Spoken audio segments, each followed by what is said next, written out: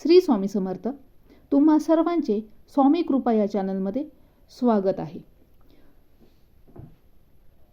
90% महिला देवीची ओटी भरताना ह्या चुका करत असतात.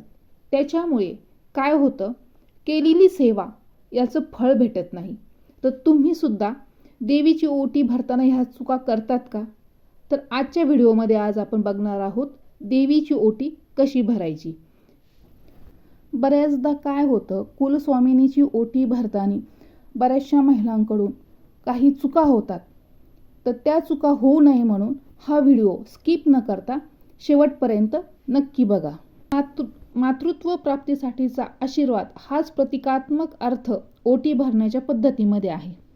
त्याचप्रमाणे आपल्याला ज्या देवीमुळे हे सौभाग्य मिळाले तिच्याप्रती कृतज्ञता म्हणून देखील नवरात्रीत अष्टमीला, पंचमीला, नवमीला किंवा मंगल प्रसंगी घरामध्ये काही कार्यक्रम असेल तर अशा वेळी खणा नारळाने देवीची ओटी भरली जाते.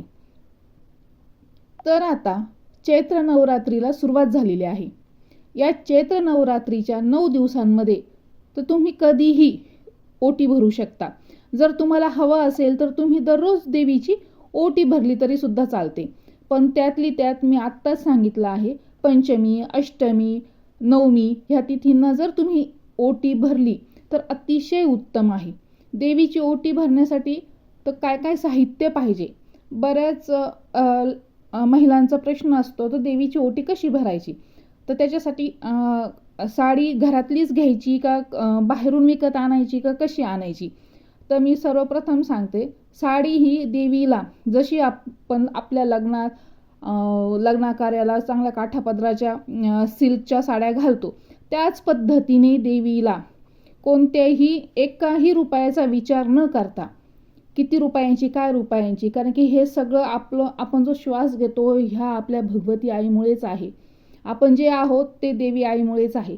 त्याच्यामुळं देवाला करताना देवाला जे काही देतो ना, अजिबात कोणत्याही पद्धतीचा विचार करायचा नाही, पैशाचा विचार करायचा नाही. म्हणून देवीला जी लागणार आहे ती साडी काठापदराची रेशीम धाग्याची असेल तर अतिशय उत्तम. जर 9 वारी साडी असेल तर त्याहून उत्तम. जर नसेल जमत तर तुम्ही 6 वारी साडी घेऊ शकता. आपल्याला जर कोणीतरी भेट म्हणून दिली साडी ती अजिबात घ्यायची नाही. कोणत्या कार्यक्रमाला गेल्यावर तिथे आपल्याला जर भेटलेली साडी, अशा साड्या कुणाच्या घरी गेलो आपल्याला साडी दिली अशी साडी देवीला घ्यायची नाही. स्वतःच्या कष्टाच्या पैशाने देवीला साडी विकत आणायची आहे. त्याने कुलदेवीची ओटी भरायची आहे. त्यानंतर साडीला खण लागणार आहे. खण असला तर अतिउत्तम, नाही तर ब्लाऊज पीस. त्यावर एक पाण्याने भरलेला नारळ सुद्धा, कुठे मंदिरातला कुठे ओटी भरलेला नसावा, आपण तो विकत आणायचा आहे.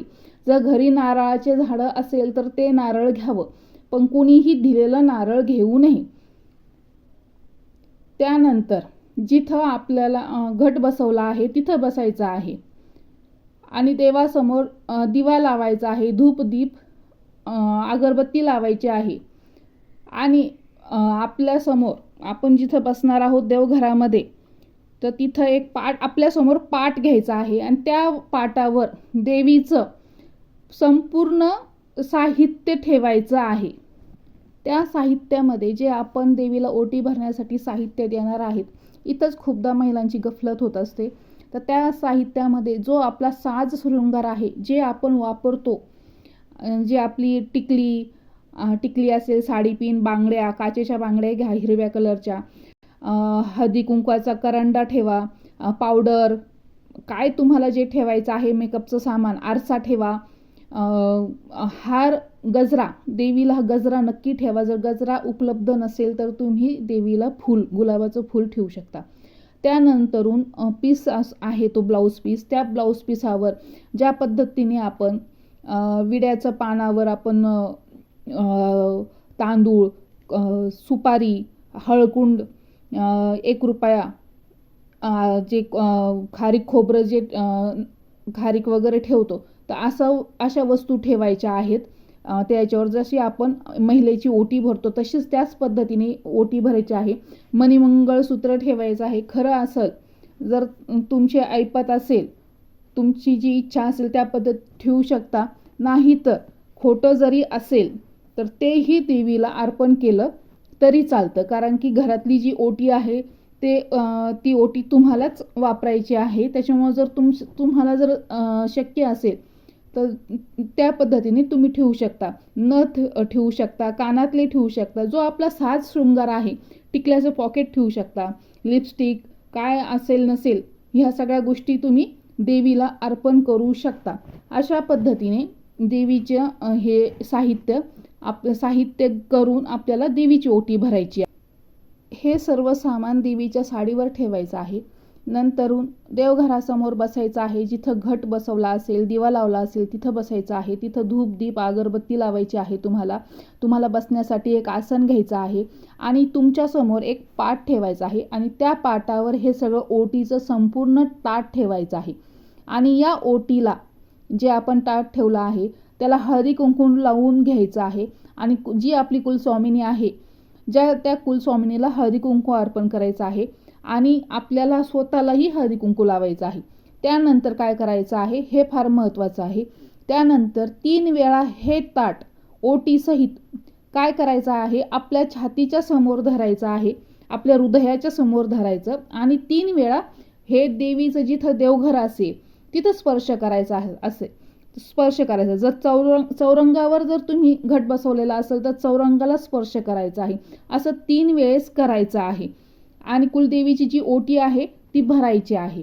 कुलदेवीची ही ओटी भरल्यानंतर त्या दिवशी काय करायचं, ती ओटी तिथंच राहू द्यायची आहे. आणि दुसऱ्या दिवशी तुम्हाला जर हवं असेल तर ह्या नवरात्रीच्या 9 दिवसांमध्ये तुमच्या घराच्या आजूबाजूला एखादं देवीचं मंदिर असेल किंवा जिथं घट मोठा देवीचा मंडप बसून जर काही कार्यक्रम वगैरे असतो तिथं देवीचं असतं तर त्या मंदिरामध्ये जाऊन तिथं तुम्ही ही साडी अर्पण करू शकता.